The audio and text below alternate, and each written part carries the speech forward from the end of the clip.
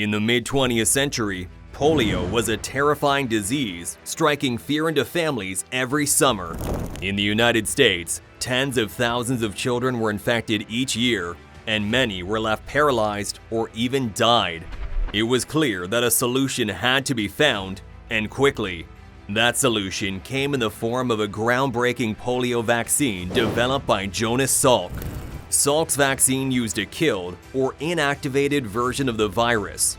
After successful trials, the US launched a massive vaccination campaign in April 1955 with the hope of wiping out polio once and for all. But just 2 weeks into this nationwide effort, disaster struck. Reports began to surface of children who had been vaccinated suddenly becoming paralyzed. The Surgeon General immediately suspended vaccinations, and investigations quickly went underway. What they discovered was shocking. Cutter Laboratories, a company based in Berkeley, California, had made a critical error. The vaccine they produced contained live polio virus, something that had been intended to be killed by the manufacturing process.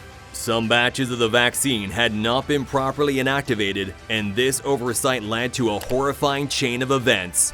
Around 200,000 children had received this defective vaccine, and the result was devastating. 40,000 cases of polio were linked to the vaccine, with 200 children suffering varying degrees of paralysis and 10 tragically dying. So, how did this happen? Investigations revealed that Cutter Laboratories had strayed from Salk's original procedures. The company had failed to fully inactivate the virus in some vaccine batches. But that wasn't all. There were several lapses in both the manufacturing and inspection processes.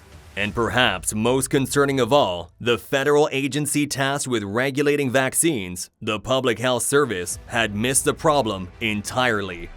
The Cutter incident had major consequences, both in the short term and long term.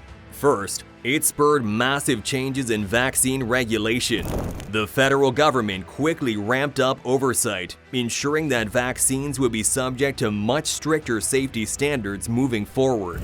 In addition, the Cutter incident set a legal precedent that would change the way vaccine manufacturers operated.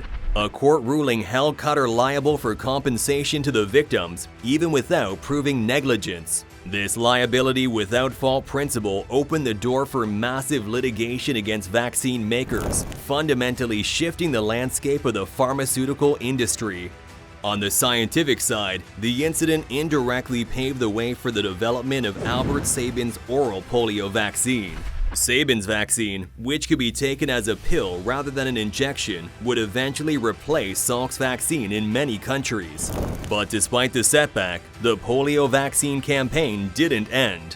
The government, along with the scientific community, worked hard to regain public trust. And over time, they succeeded.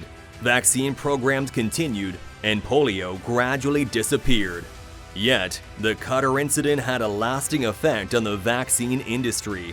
The legal battles and increased scrutiny led many pharmaceutical companies to pull back from vaccine production, which resulted in occasional shortages and slower innovation in the field.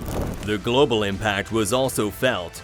Some countries, like West Germany and the UK, abandoned their plans to roll out the IPV vaccine after hearing about the Cutter incident. But other countries, like Sweden, continued to produce their own versions of the vaccine using slightly different methods. Despite this tragic chapter, the polio vaccine remained one of science's greatest achievements. Thanks to continued efforts, polio has been nearly eradicated worldwide, showing that, even in the wake of such a heartbreaking setback, progress was still possible.